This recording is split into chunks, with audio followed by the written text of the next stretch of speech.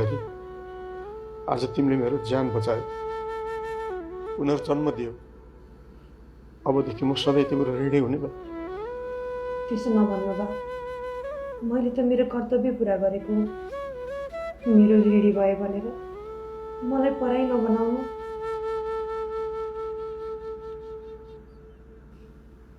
पराई त हुन खोजिरहनु भएको छ नि। हाम्रो माया लाग्ने भए घर छोडेर जान खोज्नुहुन्छ त? त्यो घर छोड्ने कुरा नगर, त्यो घर तिम्रो हो।